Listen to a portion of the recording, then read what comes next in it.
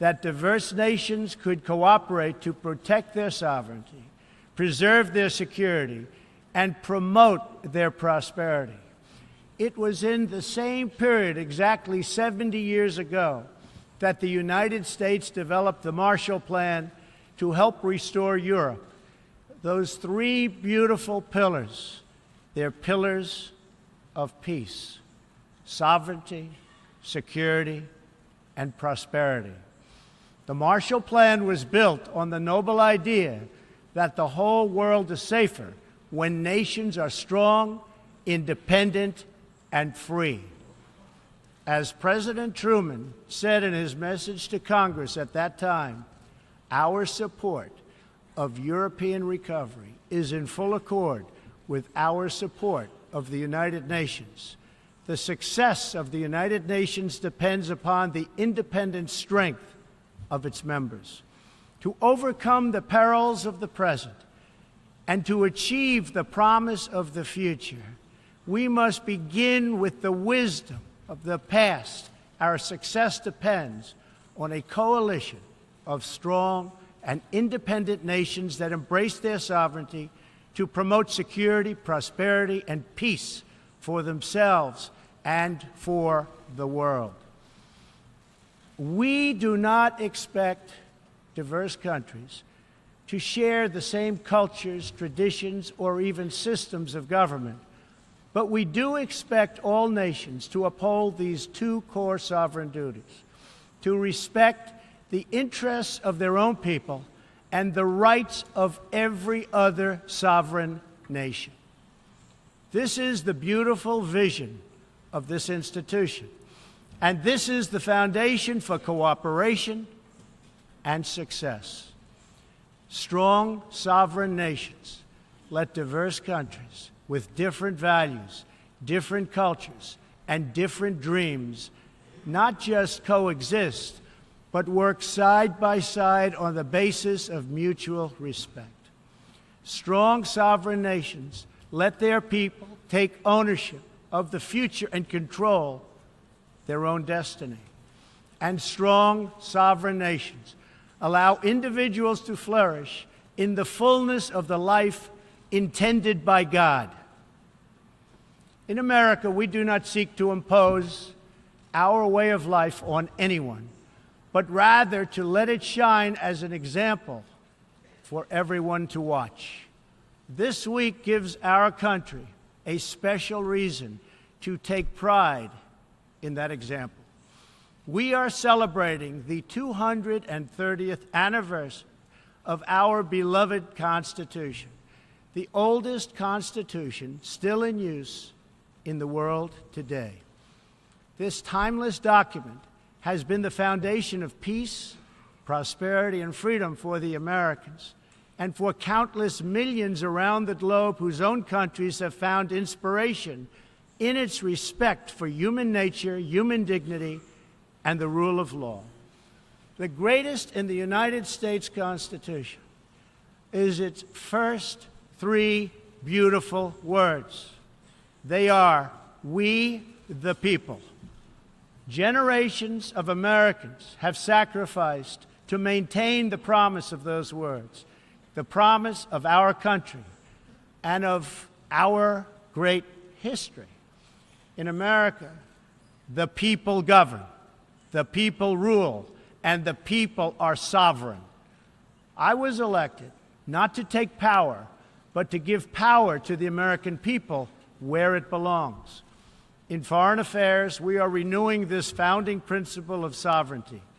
Our government's first duty is to its people, to our citizens, to serve their needs, to ensure their safety, to preserve their rights, and to defend their values.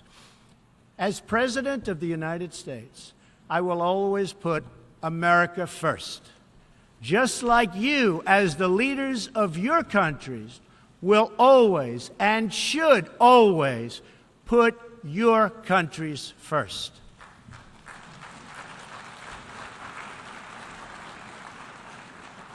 All responsible leaders have an obligation to serve their own citizens, and the nation-state remains the best vehicle for elevating the human condition. But making a better life for our people also requires us to work together in close harmony and unity to create a more safe and peaceful future for all people. The United States will forever be a great friend to the world, and especially to its allies.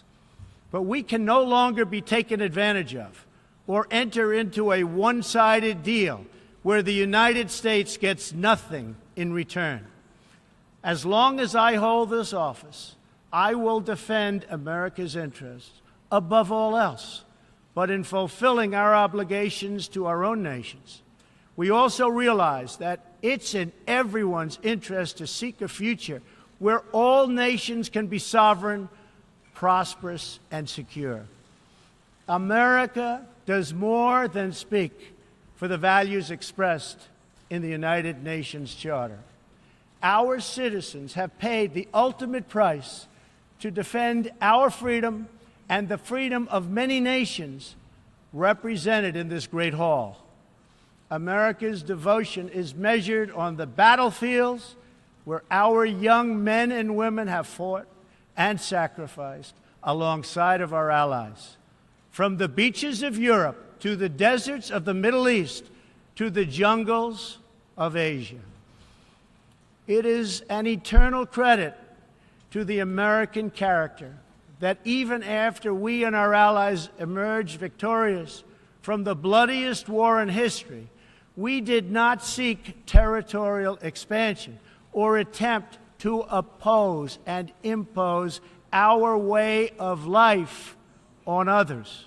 Instead, we helped build institutions such as this one to defend the sovereignty, security, and prosperity for all.